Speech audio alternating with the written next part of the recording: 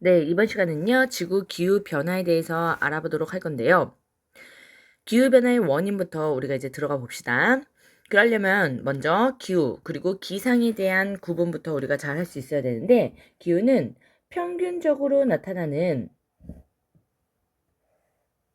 대표할 만한 대기 상태 이렇게 나와 있죠. 그러다 보니까 그 지역마다 습하다, 건조하다, 그리고 온난하다, 한랭하다 이런 식으로 평균적인 대기 상태를 언급하는 거야. 그런데 기상은 뭐냐? 우리가 매일매일 또는 실시간으로 확인하는 특정한 시간, 장소의 대기 상태로서 계속 변화하는 모든 것들을 얘기합니다. 그러니까 기후와 기상은 우리가 이제 안 이상 섞어서 쓰지 않도록 그렇게 얘기해야 되겠죠. 그리고 지질시대에서 언급됐던 고기후 연구가 일부 또 등장할 수 있는데 이때 우리가 다양한 것들을 다뤄봤지만 특히나 이 빙하 코어에 대한 이 문제가 등장할 수 있어요.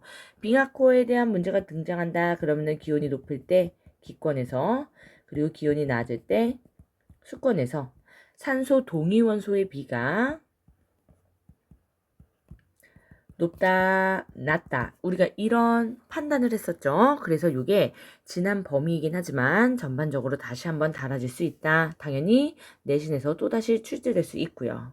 그렇게 돼서 나머지 요소 인자 이런 거 등등등은 참고 자료들로 한번 보시고 그 다음에 이제 아래쪽으로 내려와서 이러한 기후 평균적으로 나타나는 대기 상태인데 이러한 기후가 왜 변화하는가 그 원인에 대해서 우리가 알아볼 겁니다. 이렇게 그 위도 또는 대륙이나 해양 여기에서 기후가 딱 평균적으로 만들어져 있는데 그게 변화하더라라는 거야. 그래서 그 범주부터 우리가 좀 이해를 해야 되는데요. 그 변화할 때 가장 큰 영향을 미치는 건 단연 태양 복사 에너지. 많이 들어오면 덥고 적게 들어오면 추울 거 아닙니까? 그치? 그로 인해서 연교차를 물어볼 거야. 선생님이 오늘 이렇게 기호를 많이 쓸 건데 이러한 연교차 증가하냐 감소하냐 이런 구분을 우리가 판단을 하는 게 오늘의 주 목적입니다. 지구복사 에너지의 흡수량과 방출량도 그러면 달라질 거고 그로 인해서 기온이 변하면서 결과적으로 기후가 변화하는 이런 상황을 우리가 예측하는 거야. 그러면은 기후 변화의 원인으로는요. 우리 인간이 어떻게 할 수가 없는 자연적인 요인과 인간에 의해서 변화하는 인위적 요인으로 크게 나뉩니다. 자연적인 요인에서는요, 지구 밖에 외적 요인과 지구 안쪽으로 들어오는 내적 요인 이런 식으로 또 2차 분류가 돼요. 그러다 보니 어떠한 거를 우리가 공부하고 있는지 그 범주부터 잘 구분하는 게 중요합니다. 자연적 요인은 우리가 인간이 어떻게 할 수 없다 그랬지. 그래서 인간 활동이 아닌 모든 거를 얘기합니다. 그래서 환경 변화에 외적으로 내적으로 어떠한 영향이 미치고 있는가. 외적 요인은요. 우리가 자전축에 대한 얘기가 많이 오늘 등장할 건데 그래서 외적 요인을 천문학적 요인이다 이렇게도 언급해요. 그러다 보니 자전축의 현재 경사 방향이라든지 각도라든지 물론 상식적으로 현재 알고 있는 친구들도 있겠지만 오늘 단어는요.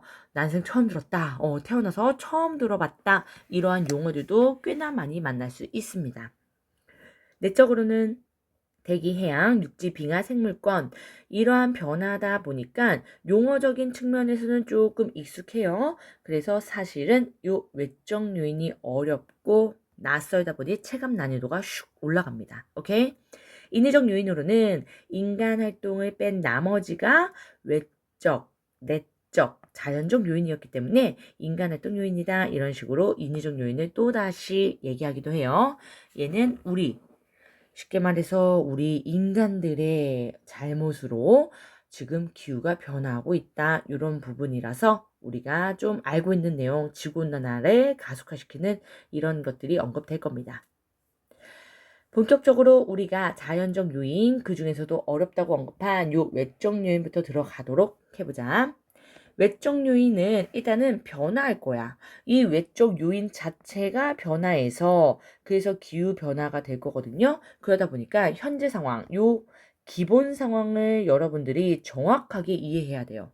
기본 상황을 정확하게 이해하지 않으면 당연히 현재 상황을 주어주지 않고 달라진 변화하는 상황에서의 연교차의 증감을 그리고 왜 이렇게 증가했냐 감소했냐 인과관계까지도 연결을 하기 때문에 현재 상황을 우리가 그냥 당연히 문제에서 언급하지 않더라도 알고 있어야 한다라는 겁니다. 그래서 요 현재를 이해하기 위한 요 시간을 정확하고 자세하게 다룰 거고 그래서 밑에 그림으로부터 오른쪽 설명까지로 연결해 볼게요. 아래쪽 그림을 보시면 우리 일단은 딱 태양이 먼저 눈에 들어올 거고 그 다음에 지구가 주변에 있는 거 보입니까? 공전을 하고 있기 때문에 지구의 모습을 현재 두 위치에 이렇게 표현을 했어요. 원일점이다, 근일점이다 이 용어 자체를 먼저 우리가 이해해야 되는데 근, 가까운 글자고 일은 해 일자예요. 그래서 해와 가깝다, 해와 멀다, 멀 원자거든. 그러다 보니 태양에 가장 가까이 위치한 지점, 태양이 가장 멀리 위치하는 지점, 그걸 우리가 원일점, 근일점 이렇게 얘기를 합니다. 여기서 조금 실수가 나올 수 있는 부분은 뭐냐? 원일점이 항상 왼쪽이고 근일점은 항상 오른쪽이다. 이건 절대로 안 됩니다. 그래서 선생님이 오른쪽에도 다른 그림으로 이렇게 붙여놨는데 태양과의 거리를 보는 거야. 태양과 가깝네. 그래서 근일점. 태양과 멀리 있네. 그래서 원일점. 이렇게 판단을 하는 거예요. 절대로 왼쪽, 오른쪽으로 익숙한 그림으로 기억하는 게 아니야. 그러면 두 번째, 그림에서 착각할 수 있는 포인트는 뭐냐? 선생님, 여기가 태양과 더 가까운 거 아닙니까? 이쪽도 더 짧은 것 같은데요? 이렇게 착각을 할 수가 있어. 근일점과 원일점은 서로 반대 방향에 이렇게 위치한다 라고 기억하면 이런 실수는 막을 수 있겠지? 그래서 원일점과 근일점 이거를 알게 됐으면 우리가 이제 공전과 자전의 주기 여기 오른쪽 설명을 좀 같이 볼게요. 지구 공전 주기는요, 약 1년입니다. 그래서 얘는 계절과 관련이 있지. 지구의 자전 주기는 약 1일이라서 낮, 밤, 요 길이와 관련이 있어요. 일단 공전 자전의 방향을 우리가 정확하게 알고 있어야 되는데 시계 반대 방향이야. 시계 반대 방향이라서 화살표를 요렇게 표현하는데 문제 난이도가 높아질수록 이러한 기본 개념들을 알려주지 않을 거란 말이지. 그러니까 우리가 알려주지 않고 그냥 나오더라도 문제에서 이렇게 세팅을 하고 들어가야 됩니다. 계절적인 부분에서 반드시 필요한 개념이에요. 그리고 나서 대부분의 친구들이 이제 모를 수 있는 부분 이거 공전 속도인데요. 원일점은 우리가 속도가 좀 느리다. 근일점은 속도가 좀 빠르다. 이렇게 기억해 주면 돼. 근일점은 거리가 가깝지? 그러니까 요 트랙이 좀 짧다. 그래서 빠른 속도로 빨리 돌 수 있다. 이렇게 생각하면 좋을 것 같고 원일점은 좀 트랙이 길다. 그래서 지치기도 하고 속도가 느려진다. 이런 식으로 생각하면 이때 위치할 때의 계절에 따라 짧게 지나간다, 길게 지나간다. 이런 표현들의 보기들 해결할 수 있을 겁니다. 태양의 둘레를 돌고 있는 요 공전 궤도는 타원이지. 그러다 보니까 완전한 원이 아니야. 그래서 또 어떤 표현이 등장할 수 있냐면 태양은 현재 중심으로부터는 조금 치우쳐 있어요. 맞지? 그래서 여기 중심으로부터 반지름을 우리가 얘기할 건데 짧은 건 짧은 단자를 써서 단반경 이렇게 얘기를 하고요. 긴 건 반경 이렇게 얘기를 합니다. 그래서 반지름, 긴 반지름 이렇게 풀어서 나오는 문제도 있겠지만 장반경, 단반경 선생님 이게 뭐예요? 이렇게 용어 때문에 일단은 어려워하는 친구들이 있어서 익혀둬야 될 거고 그리고 태양은 타원의 중심 여기가 아니라 위치하는 곳이 한쪽은 짧고 근위점, 한쪽은 먼 원위점이다 이렇게 얘기했지. 그러다 보니 이 태양이 존재하는 이 위치를 우리가 초점이라고 한다. 이것도 아셔야 됩니다. 오케이? 그래서 초점, 중심에 있는 게 아니다. 그리고 나서 중요한 건 요 원일점, 근일점에서의 계절이거든. 요거는 너무나 중요한 기본 사항이기 때문에 요 그림 다시 좀 지우고 다시 필기를 따라와 보세요. 일단은 현재 상황이 너무나 중요하다 그랬지 얘들아. 그렇기 때문에 원일점, 근일점 여기에서 경사 방향 정확하게 자전축이 기울어진 방향을 우리가 알고 있어야 돼. 당연히 현재예요. 원일점에서는요, 지금요, 지구가 이렇게 나와 있고, 우리가 이렇게 축이 보입니까? 그러니까 우리가 요거를 태양 방향이다 이렇게 말해. 태양 쪽을 향해서 쏠려 있지. 그치? 그러다 보니 적도를 이렇게 비스듬하게 그렸을 때 우리 현재 북반구는 선생님이 이렇게 반 위에다가 보통 표기를 할 겁니다. 북반구에 태양 에너지가 들어오는 양이 더 많이 면적적으로 있단 말이야. 그러다 보니까 얘가 여름이 됩니다. 그럼 남반구는요, 겨울이 되겠지. 이렇게 현재의 원일점에서는요, 태양 방향으로 자전축의 방향이 기울어져 있다. 요거를 알고 있어야 계절을 판단한다고. 북반구 기준으로 먼저 얘기하고, 여름, 그 다음에 겨울. 북반구만 문제에 나오느냐? 절대로 아니겠죠. 남반구도 계속 물어볼 거야. 그러니까 그때그때 북반구랑 남반구는 반대야. 이렇게만 기억하는 게 아니고 얘네들이 어떻게 판단하는가 원리적인 걸 기억하셔야 됩니다. 그러면 근위점은 지구가 또 이렇게 공전하는 상황에서 자전축이요. 태양 향하는 게 아니라 반대를 향하고 있지. 이렇게 그러다 보니 근일점에서는요, 적도를 대략적으로 이렇게 그려다보면 여기 지금 남반구가 더 많이 태양 에너지를 받는단 말이야. 그래서 얘가 남반구가 여름, 북반구가 겨울이 됩니다. 오케이?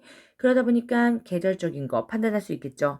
선생님 그러면 봄과 가을은 어떻게 됩니까? 항상 여름과 겨울을 먼저 판단할 거야.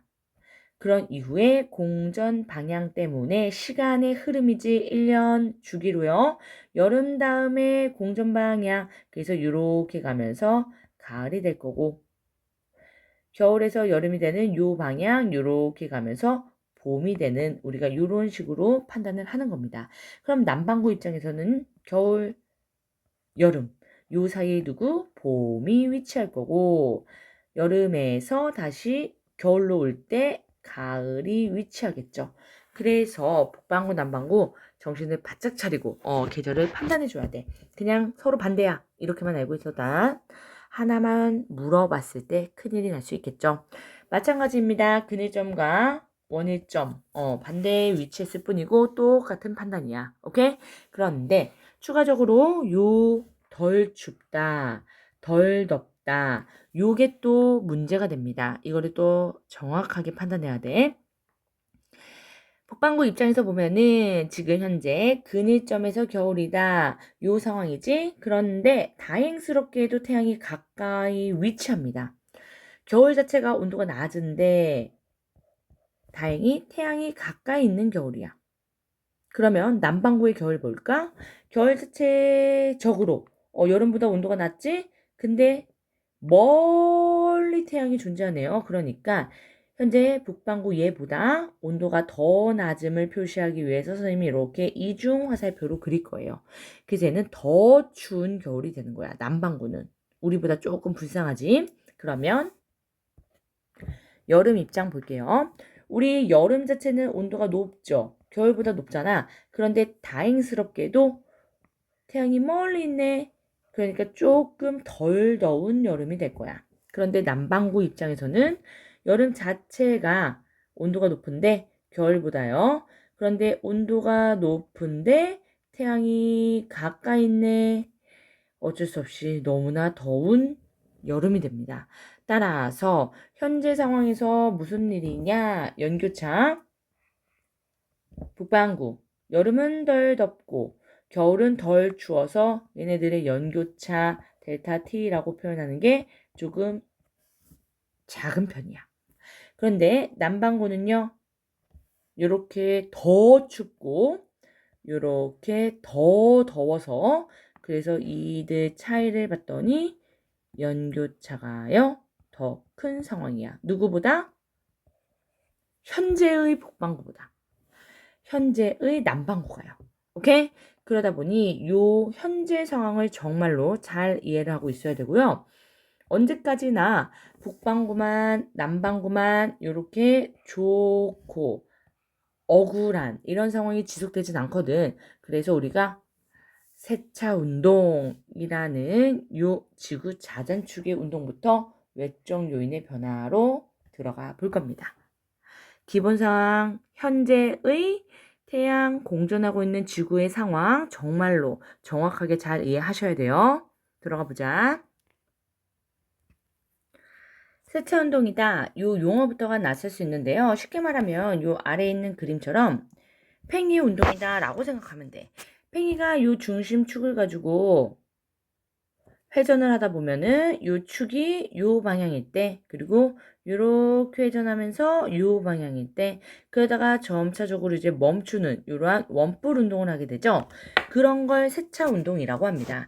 지구 자전축이요. 우리는 감지할 수 없지만 이렇게 세차 운동을 시계 방향으로 하고 있어. 오케이? 그래서 요 얘기에 대한 걸 우리가 이해해 볼 거야.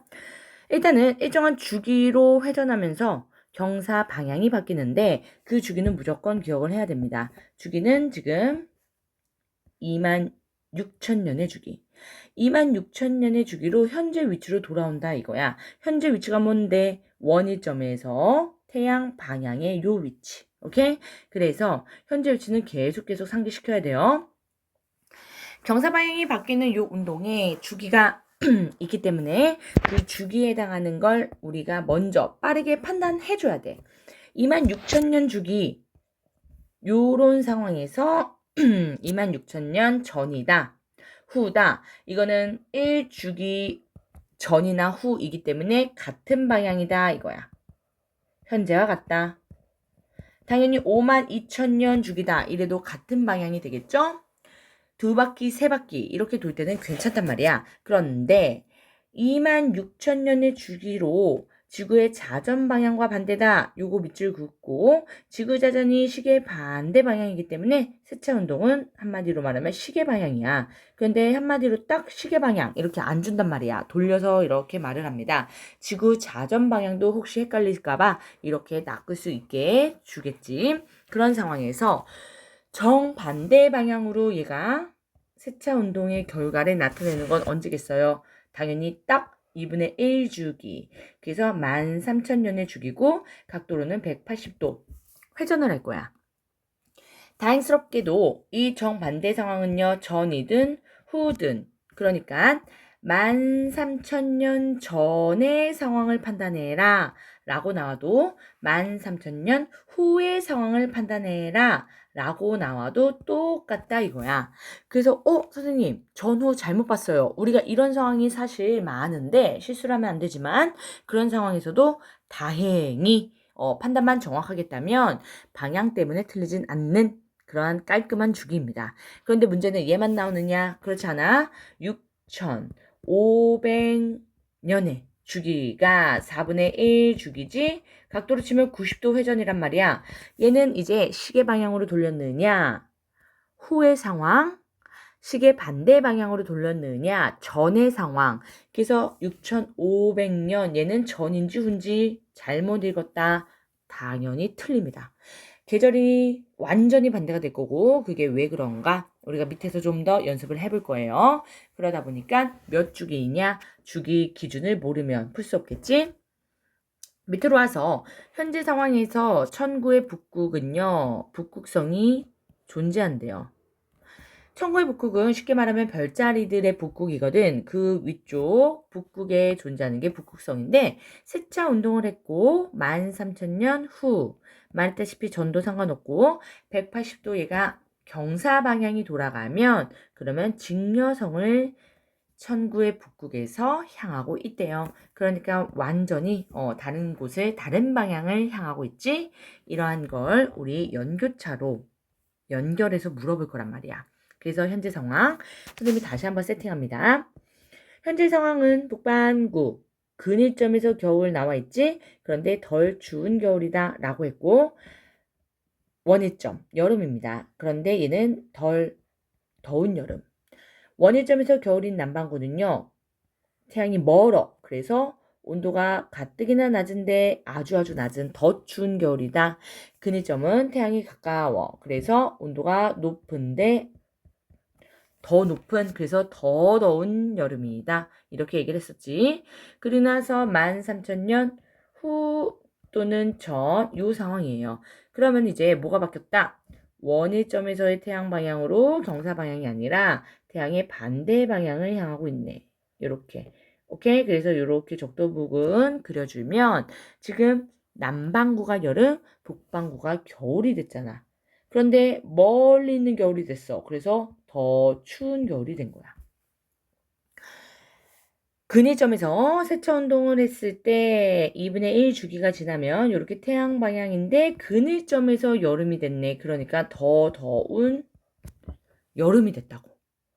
그러면 남반구는요. 덜 더운 여름이 원일점에서 그래서 온도가 높긴 높은데 살짝 높은 온도가 근일점에서 겨울이다 보니 낮긴 낮은데 살짝 낮은. 그래서 얘네들의 뭐가 달라지느냐?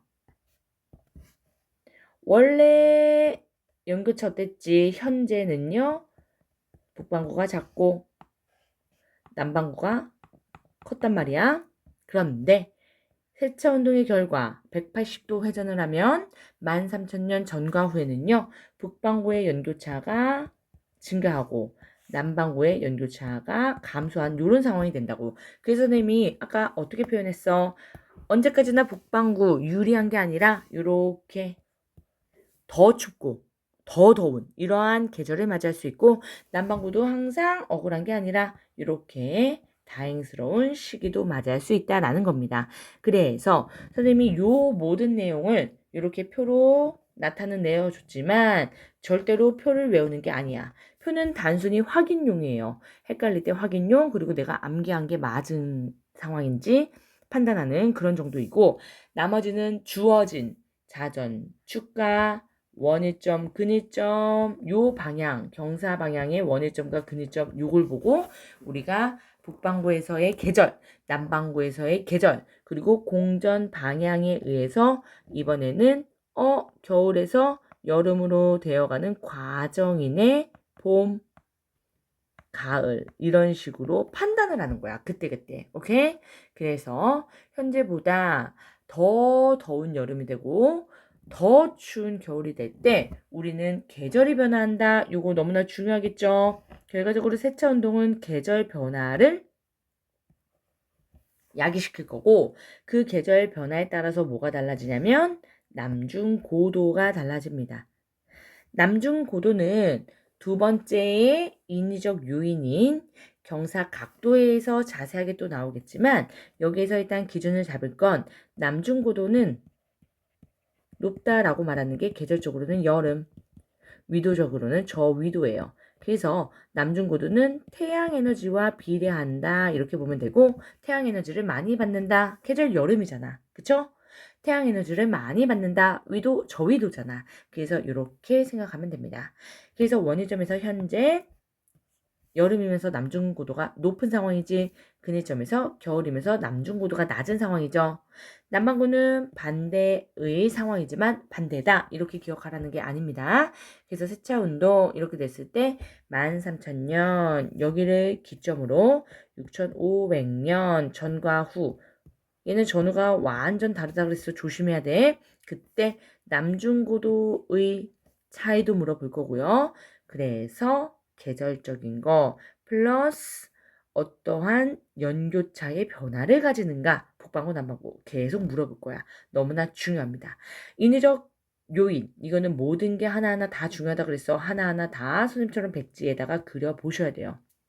두 번째 인위적 요인은 자전축의 기울기로서 경사 각도라고 할 수 있는 요 내용 들어가 보자.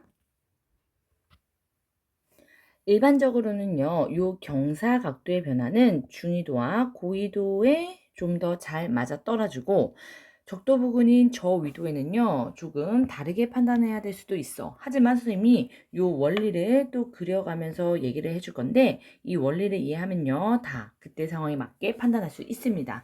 그러니까 한 번 더 강조하지만, 절대로 요 주어진 표를 외우는 게 아니야. 오케이? 그래서 그 과정을 우리가 알아가는 걸 빠르게 습득하고 연습하면서 빨리빨리 자연스럽게 외워지는 건 상관없지. 그런데 이거를 통으로 외웠다가 얘랑 얘랑 반대였고 얘랑 얘랑 같았고 이런 식의 기억은 정말로 바로 휘발되어 버릴 거예요. 들어가 보면 지구 자전축 현재는 약 23.5도 기울어져 있다. 우리가 들어봤을 텐데 얘가요. 주기 4만 1000년을 주기로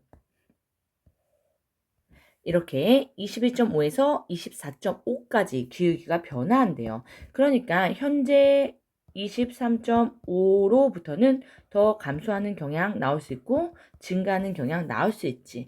그런데 문제가 대부분 하나의 특정 시기를 주면서 또는 그래프상에서 이렇게 주기성이 있으니까 요 시기보다 A, B 이런 식으로 더 기울기 경사 각도가 크다 A, 작다 B 이런 식으로 줄 거기 때문에 사실 현재 23.5를 막 기억해서 그렇게 적용하는 건 아니야. 그런데 문제에서 우리가 주어진 거 당황스럽지 않게 받아들이려면 지금 현재로부터 판단을 해 나가는 게 좋겠죠. 일단은 기울기가 커질수록 그러면 태양의 남중고도의 차이가 증가한대. 기온의 연교차가 증가한대. 이게 무슨 말인지 지금은 딱딱 들리기 어려울 거야. 눈에 딱 읽혀지지 않을 거야. 그런데 그거를 들리고 읽히도록 그렇게 같이 해보자.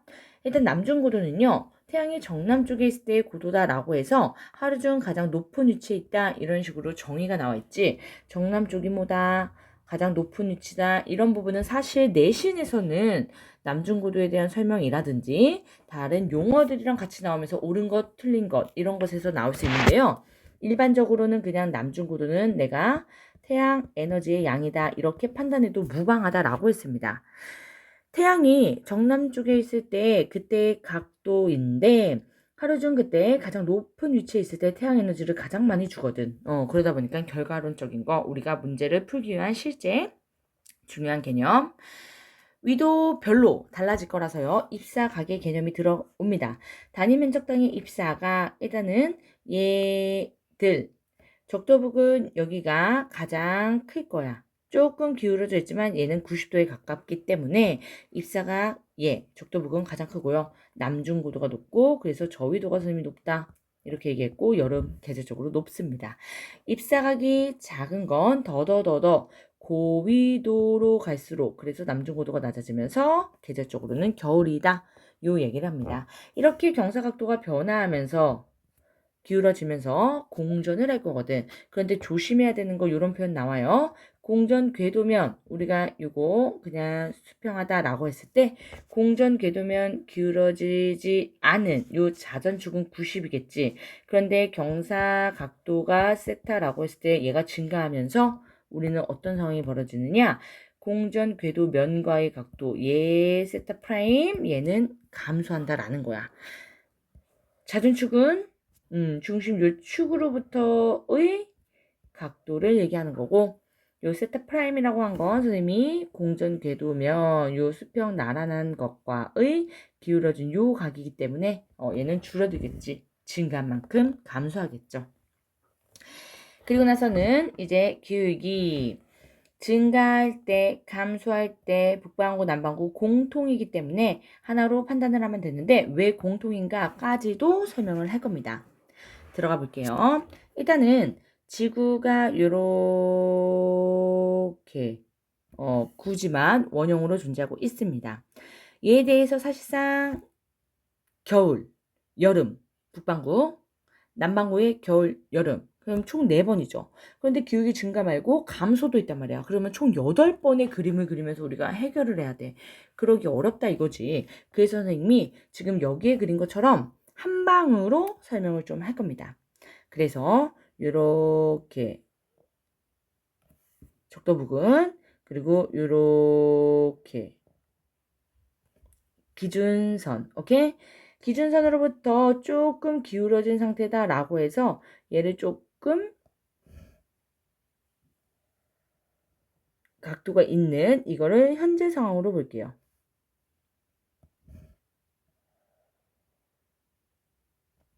이렇게. 그래서 현재는요. 세타 각이 좀 작은 상황. 그리고 나서 얘를 각도를 증가시킬 거야. 이렇게 증가시킬 거예요. 그러면 어떻게 되느냐? 얘네들이 지금요, 남중고도가 높아지느냐, 낮아지느냐, 그래서 남중고도의 요 차이가 어떻게 되느냐, 요거를 판단하는 거거든? 그러려면, 한 위도대, 대륙이 있는 것처럼 그 한 지점을 찍으세요. 생각을 하는 거야. 그러면 요만큼의 거리가 현재 기울기와 요 A 위치와의 거리가 되겠지. 변화된 걸 프라임으로 놓을게요. A. 그러면 경사가 증가합니다. 조금 위쪽으로. 경사각도가 증가해서요. 우리가 요 정도 증가했다고 쳤을 때 요만큼 거리만큼 얘가 A를 A'으로 요렇게 끌고 내려온다 라고 생각하면 돼, 얘들아. 그래서 현재 기울기가 요 증가하는 상황에서는 A' 원래 있었던 위치가 어떻게 된 것처럼 변화된 거야? 저위도로 간 것처럼. 저위도면은 뭐다? 남중고도가 더 증가한다. 그래서 현재 여기가 태양이 있었다면 태양으로부터 기울어진 각도를 봤더니 북반구 여름이네. 그런데 바뀐 결과 어떻게 된 거야? 더 더운 여름이 된 거야. 이렇게 변화했다 이겁니다. 오케이? 그러면 현재 겨울의 상황을 우리가 어떻게 받아들일 거냐? 여기를 우리가 원일점처럼 놓은 거거든. 태양의 방향으로 각도가 기울어진 상황. 그치? 그러면은 여기 근일점처럼 생각해서요. 북반구의 겨울 상황으로 판단할 거야. 그럼 똑같아. 똑같이 하나의 요 기울어진 축으로부터 하나의 지점 여기를 B라고 놔볼까? 그러면 기울기 각도가 이렇게 축이 증가한 만큼 요 위치를 끌고 올라간다고. 어때요? 그러면 얘는 더 고위도로 간 것처럼 겨울의 온도가 바뀐 거지. 오케이? 그러면 겨울이 원래도 추운데 지금 변화되는 상황. 남중고도는 더 낮아지고 그래서 고위도로 간 거와 같고 그렇기 때문에 더 추운 겨울이 된다. 라는 거. 오케이? 그러면 이렇게 더 추운 겨울이 된다라고 우리가 판단한 걸로 이제 뭘 판단해? 남중고도의 차이. 원래보다 어떻게 됐다? 남중고도 차이는 요렇게 더 증가했다. 그러다 보니까 당연히 연교차의 증가 이렇게 되는 거지. 연교차 증가합니다. 그러면은 읽기나 이제 보세요. 기울기가 증가하면 여름의 남중고도 더 높아지고 겨울의 남중고도 더 낮아져서 여름은 더 저위도로 간 것처럼 겨울은 더 고위도로 간 것처럼 체감이 되니까 남중고도 차이가 커지고 연교차가 증가한다. 연결할 수 있겠어? 오케이? 그럼 남반구 똑같아요. 남반구도 똑같이 여기 원일점에서 남반구는 뭐지? 원일점에서 자전축의 방향이 이렇게 뒤로 쓸려 있으니까 여기는 겨울이네요. 그런데 원래가 초록색이었잖아. 그치? 여기 C 지점이 있었는데요. C에서 이렇게 자전축이 경사가 증가한 만큼 C'으로 얘를 더 위도 쪽으로 옮겨간 거야. 그러니까 겨울은 겨울인데 더 추운 겨울이 됐다고. 오케이? 그러면 근일점에서 뭐였더라? 남반구 여름이었는데 마찬가지 지금 요 기울어진 요 각도 얘 입장에서는 요 정도 D의 위치였는데 지금요 요 각도가 증가된 만큼 이만큼의 거리를 또 얘로부터 끌고 내려간다고. 오케이? 그래서 더 저위도 간 것처럼 그래서 남중고도 더 높아져서 더 추운 아니고 여름이니까 덥죠. 더 더운 여름이 된다고. 그래서 남중고도 차이가 커졌네. 연교차 증가하네. 그래서요, 북반구와 남반구 공통이다. 이렇게 얘기를 하는 거야. 북반구와 남반구의 경향이 아까 세차 운동에서는 반대가 됐죠. 그치? 이렇게 반대 상황의 연교차 변화를 현재로부터 나타냈단 말이야. 그런데 이렇게 경사각도는 세차 운동처럼 방향이 바뀐 건 아니고 각도만 증가했느냐, 감소했느냐, 이 상황의 공통이다 이거야. 감소하는 건 또 어떻게 되는데 똑같은데 어떻게 한다? 반대로만 증가했던 얘를 이렇게 반대로만 끌고 가는 증가했던 애를 반대로만 끌고 가는 요 상황으로 판단하면 되죠. 그러니까 얘랑 같이 대륙이나 해당 위도를 끌고 올라갔다 왔다 갔다 이렇게 하면서 남중구도를 판단하시면 더욱 쉽게 이렇게 한 방에 해결할 수 있을 거야. 선생님이 그림을 8개나 그려야 되는 거를 이렇게 한 방에 간추려 줬는데 이것도 안 그리고 판단도 어려워하고 이러면 안 되겠죠. 공부는 겸손하고 성실하게 요렇게 차근차근 단계를 밟아가야 돼. 그리고 나서 세 번째 공전 궤도 이심률의 변화 들어가 보자. 우선은 여러분들이 이심률이 뭔지 이거부터 좀 아셔야 되겠죠. 그래서 밑에 이심률의 정의를 잠깐 보고 올라갈게. 이심률은 타원 궤도가 현재 모습인데요. 더 납작한 타원이 있을 거고 덜 납작한 타원이 있을 거야. 그래서 공전 궤도가 얼마나 타원에서도 더더더더 일그러져 있느냐 이렇게 일그러진 정도예요. 그러다 보니 타원 얘가 원으로 될수록 요 이심률은 작아질 거고 더더더더 타원이 될수록 이심률은 증가할 거야. 그래서 얘도요. 죽이 있겠지. 그런 어떤 상황인지. 태양은 초점에 위치한다 라고 했어. 타원의 중심에 위치한다. 이거 당연히 틀려요.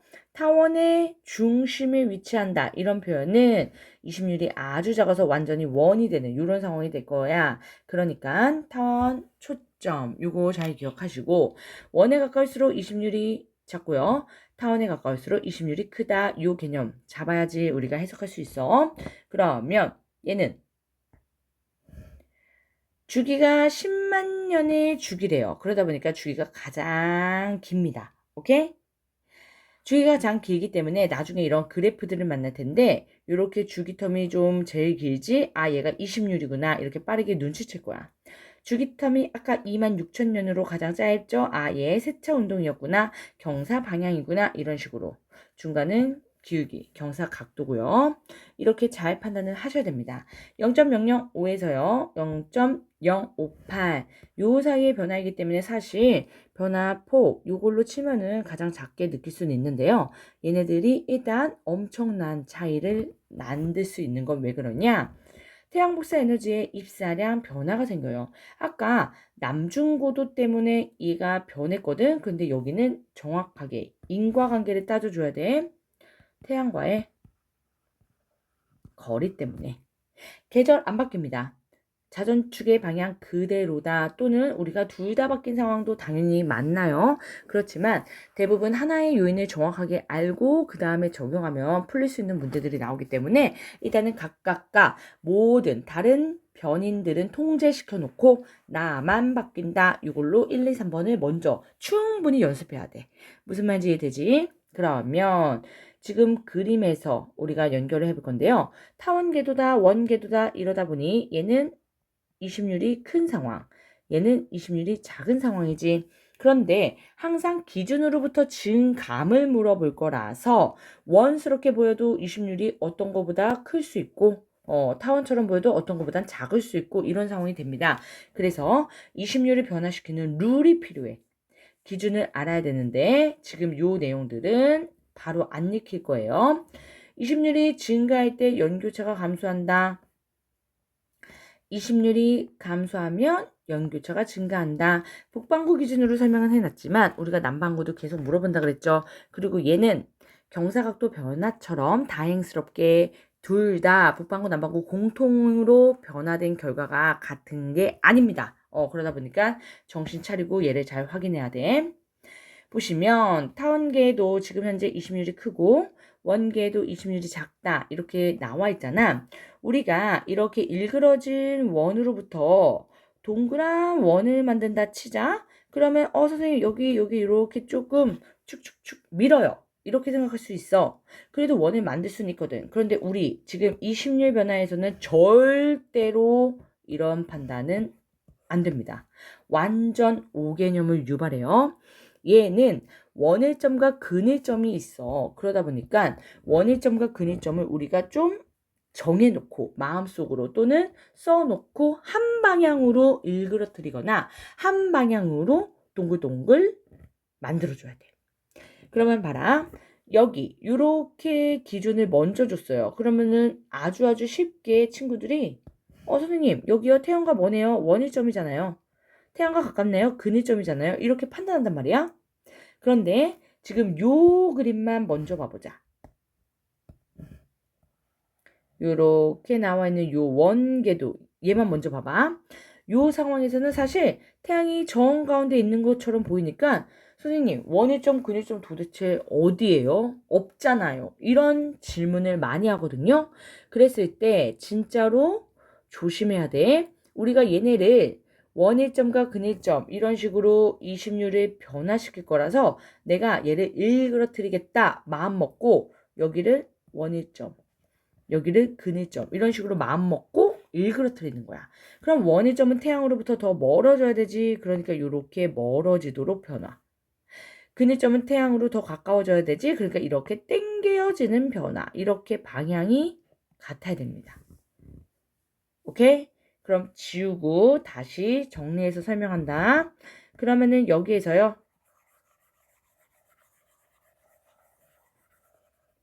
우리가 이심률이 작은, 이심률이 큰. 여기 큰 거에서 작게 만드는 거, 작은 거에서 큰 거 만드는 거, 이거는 전혀 상관없어요. 하나의 기준을 잡고 들어가 보십시다. 그러면 현재 상황 조금 일그러져 있으니까 우리가 여기 원일점, 근일점, 여기서부터 이심률을 작게 만들어 보자. 오케이? 그러면 한 방향으로. 원일점이 조금 더 태양과 가까워지도록 그러면은 이렇게 밀어야 되겠지? 근일점은 태양에서 좀 더 멀어지도록 그래서 이렇게 한 방향으로 동글동글하게 좀 만든다라는 거야. 그래서 이렇게 일그러진 상황에서 태양이 여기 이렇게 존재한대요.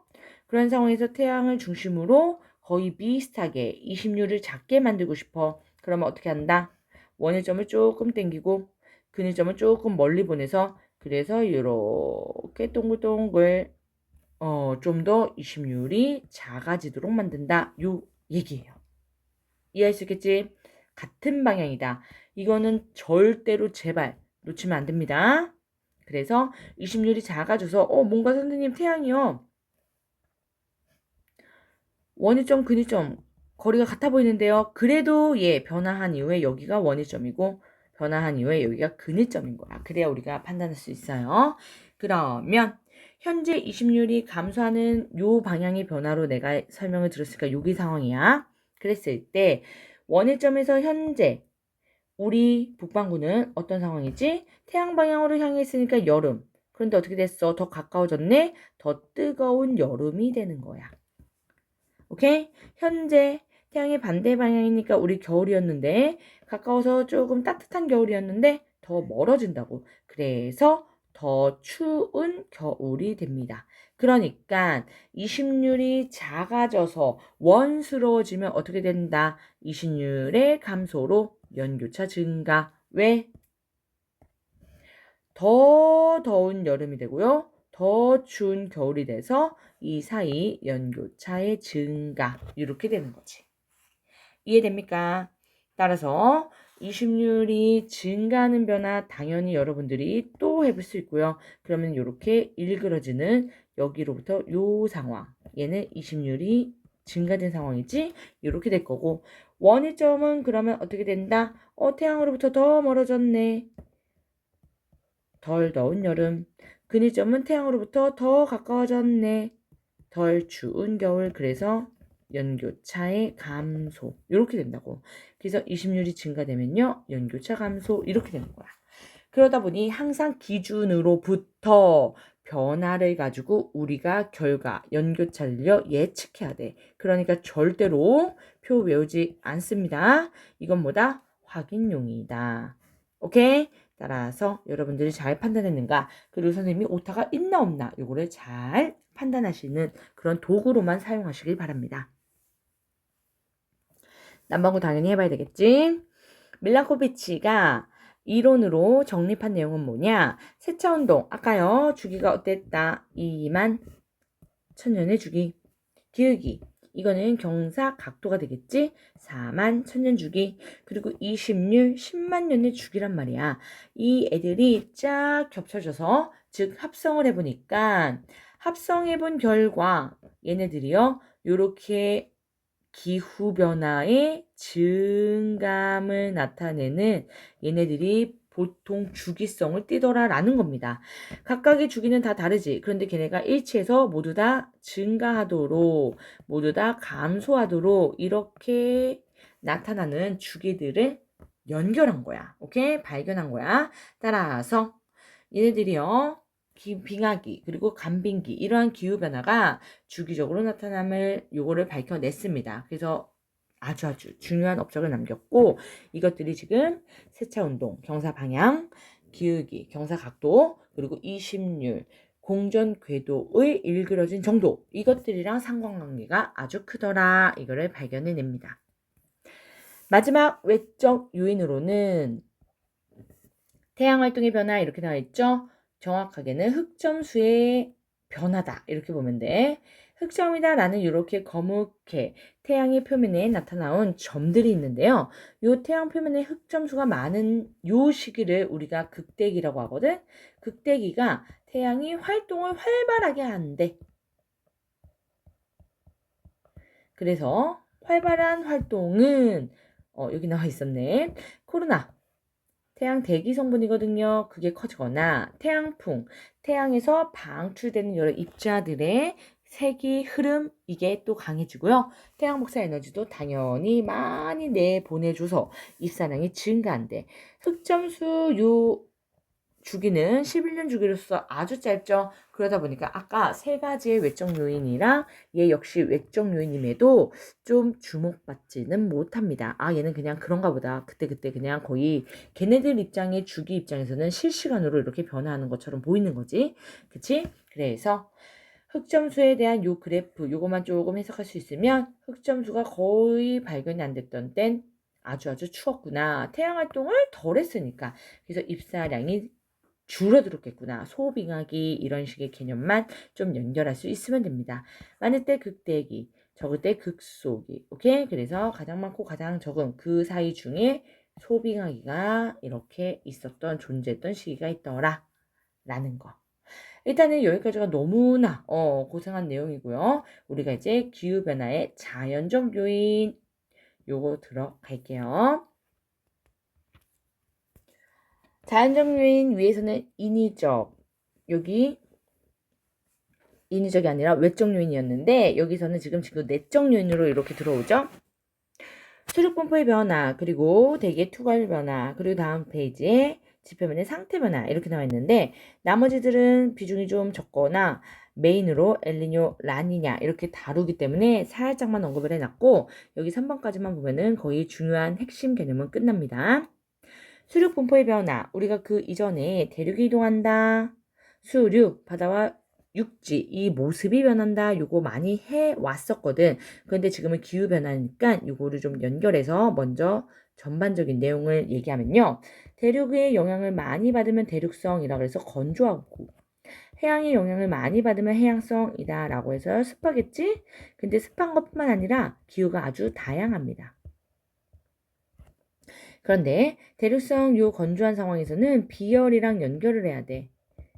대륙은 비열이 작고 해양은 비열이 큽니다. 그래서 연교차, 기온 변화가 크고 연교차, 기온 변화가 작다. 이렇게 연결이 될 거야.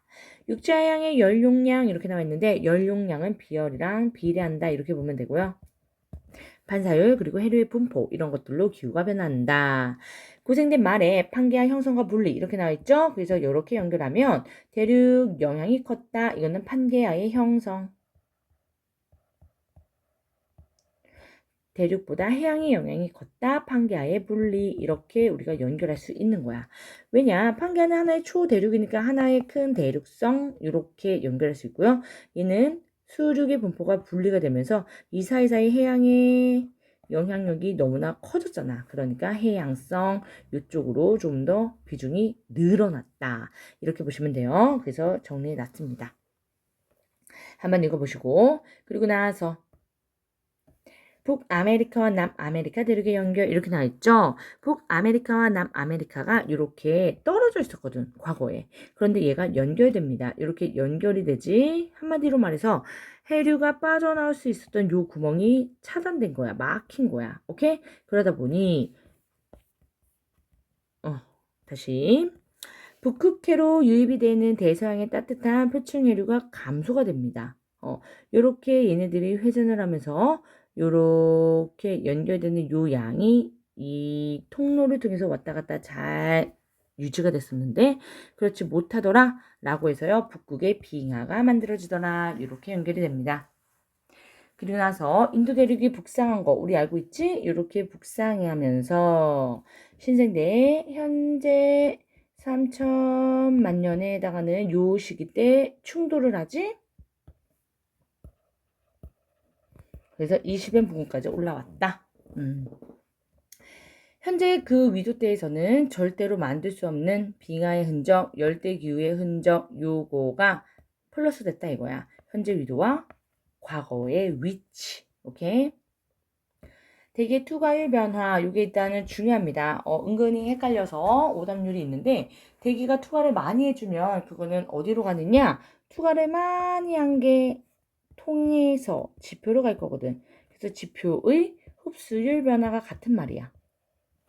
그러면 또 지표는 반사도 잘하거든. 흡수율과 반사율은 반대 상황으로서 또 같은 개념을 묻는 겁니다. 그러다 보니까 대기 투과했어? 그거 지표가 흡수해? 그럼 지표가 반사를 어떻게 하는데 변화값을 예측하도록 요 세 개의 개념은 세트다라는 거. 대기의 투과율이 나온다라고 하면은 무조건 태양 복사 에너지가 지표면에 도달하는 양 흡수율이랑 같이 생각을 해야 돼서 화산 폭발이 1순위로 나옵니다. 화산 폭발의 화산 분출물은요. 고액기 세 가지의 상태가 다 분출되어서 화산가스, 용암, 화산 세설물 이렇게 나와 있는데 화산 세설물 고체 상태를 조금 눈여겨봐야 돼. 여기 화산재 동그라미 얘가 뭐냐? 화산진 다음에 입자가 큰 화산재예요. 그런데 화산재, 화산력,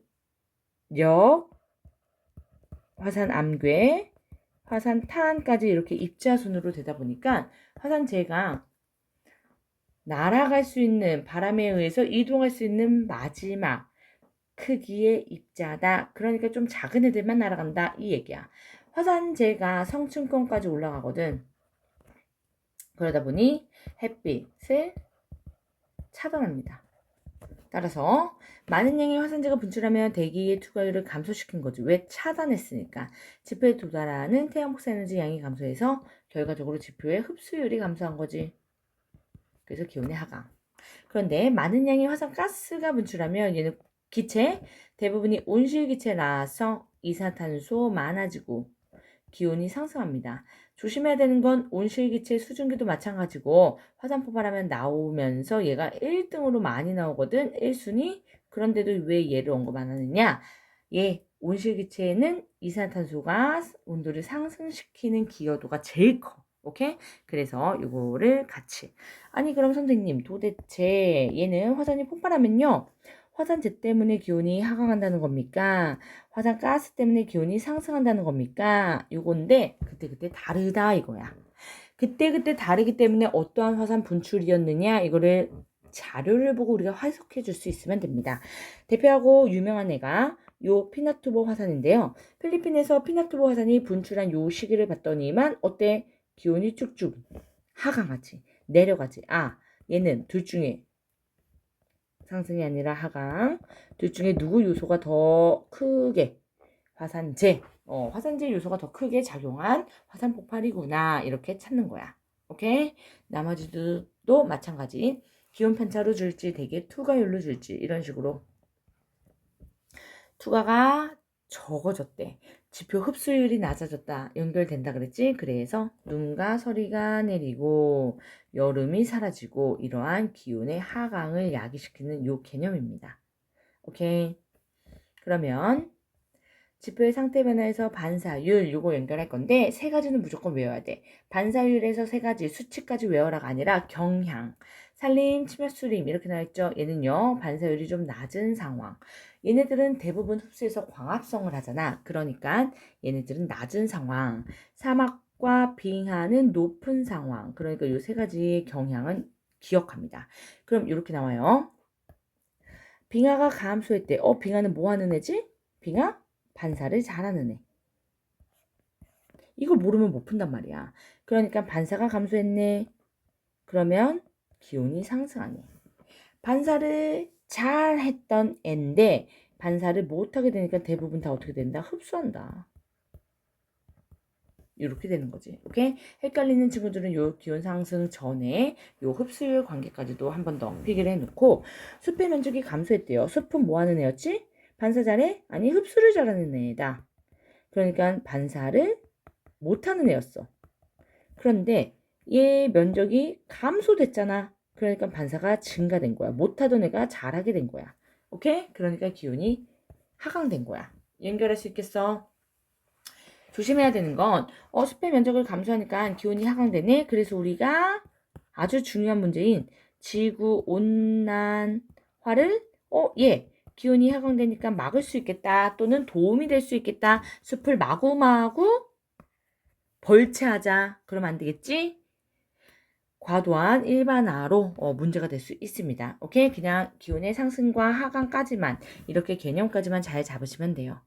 연결해야 되려면 요 반사율 자주 등장하는 요 세 가지는 꼭 기억해야 돼. 산림은 반사율이 낮은, 사막은 높은, 빙하도 높은 상태의 지표면입니다. 오케이?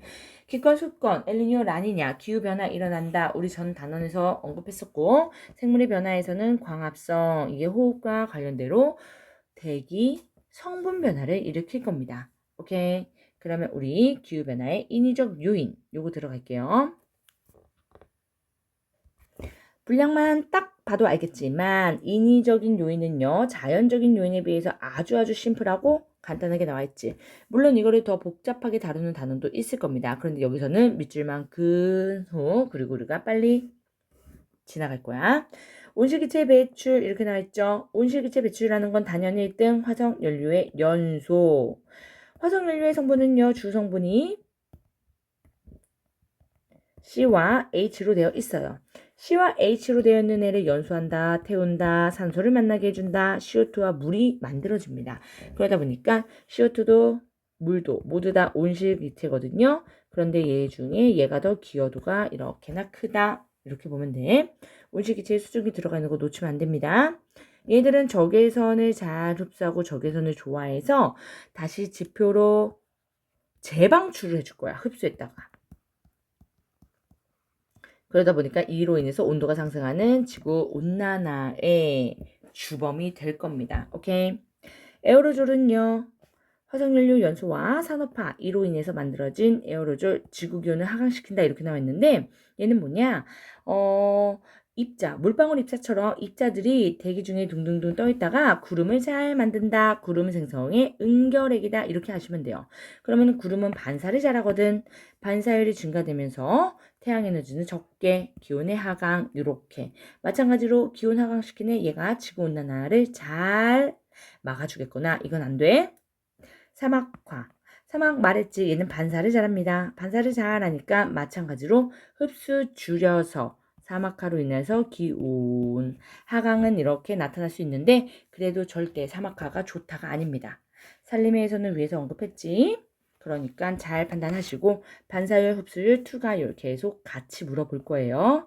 조금 더 알고 싶어요. 고기후 자료 분석은 선생님이 초반에 언급한 것처럼 16산소, 18산소, 산소 동위원소 비율 요거가 또 나올 거거든. 오케이? 그로 인해서 대기, 기권과 해양, 수권 그거랑 연결이 되는 게 대기 입장에서는 빙하코어 습권, 해양 입장에서는 해양, 생물, 화석 요거랑 연결될 거라서요. 얘가 이해가 안 되면 우리 앞 단원에서 좀 더 다뤄줘야 돼. 그러니까 요거는 해석을 해본 후에 선생님한테 개별적으로 질문하도록 합니다. 오케이. 그러면 여기까지. 고생 많았고요. 여기 지금 나와 있는 이론 문제, 얘네들 풀어서 잘 개념 잡고 다시 만나도록 합니다. 여기는 이론보다 문제풀이가 훨씬 더 중요한 단원이니까 기본 개념 베이스 잘 잡고 와야 돼. 고생했어요.